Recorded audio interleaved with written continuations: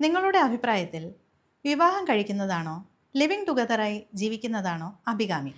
വിവാഹം കഴിച്ചാലുള്ള ഒരു പ്രധാന പ്രശ്നം ഭാര്യയ്ക്ക് ചെലവിന് കൊടുക്കണം എന്നതാണ്. വിവാഹബന്ധത്തിന് ഉലച്ചിൽ വന്നാൽ ഭാര്യയ്ക്ക് ചെലവിന് കിട്ടാനായി നേരെ കുടുംബ കോടതിയിലേക്ക് പോകും. ചെലവിന് കൊടുക്കുന്നതിനെ മെയിൻ്റനൻസ് നൽകുക എന്നാണ് നിയമത്തിൽ പറയുന്നത്. കുടുംബ കോടതി മുന്നും പിന്നും നോക്കാതെ ചെലവിന് കൊടുക്കാൻ ഉത്തരവിടും.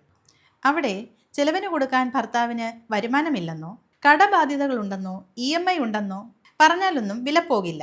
2026 ഏപ്രിൽ 26 സുപ്രീം കോടതി പുറപ്പെടുവിച്ച ഒരു വിധിയിൽ ഇക്കാര്യം അടിവരയിട്ട് വ്യക്തമാക്കിയിട്ടുണ്ട്. ദീപ ജോഷി വേഴ്സസ് ഗൗരവ് ജോഷി എന്ന കേസിലാണ് സുപ്രീം കോടതി ഇത് വ്യക്തമാക്കിയത്.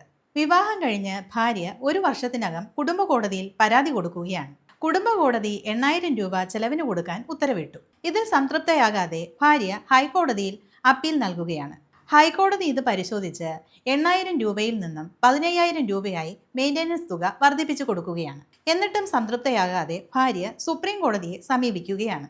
ലോണടവുള്ളതുകൊണ്ട് വരുമാനം കുറവാണ് എന്ന് ഭർത്താവ് കോടതിയിൽ വാദിച്ചു. ലോൺ ബാധ്യത ഉണ്ടെന്ന കാരണത്താൽ ഭാര്യയ്ക്ക് ചെലവിന് കൊടുക്കുന്നത് കുറയ്ക്കാൻ പറ്റില്ല എന്ന് കോടതി വ്യക്തമാക്കി. വിവാഹ ജീവിതത്തിൽ ഭർത്താവിൻ്റെ പ്രാഥമികമായ ഉത്തരവാദിത്തം എന്ന് പറയുന്നത് തൻ്റെ ഭാര്യയെ അന്തസ്സോടെ സംരക്ഷിക്കുക എന്നതാണ്. അതിനാൽ കോടതി മെയിൻ്റനൻസ് തുക 15000 രൂപയിൽ നിന്നും 25000 രൂപയായി വീണ്ടും ഉയർത്തി. ഇവിടെ നിയമം ഇങ്ങനെയാണ് സുപ്രീം കോടതി വ്യാഖ്യാനിക്കുന്നത്.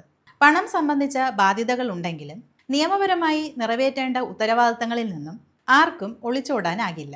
വിവാഹബന്ധത്തിലൂടെ എന്തെല്ലാം നിയമപ്രശ്നങ്ങളാണ് നേരിടേണ്ടി വരുന്നതെന്ന് ഈ വീഡിയോയിലുണ്ട്. ലിങ്ക് ഇവിടെ ചേർക്കാം.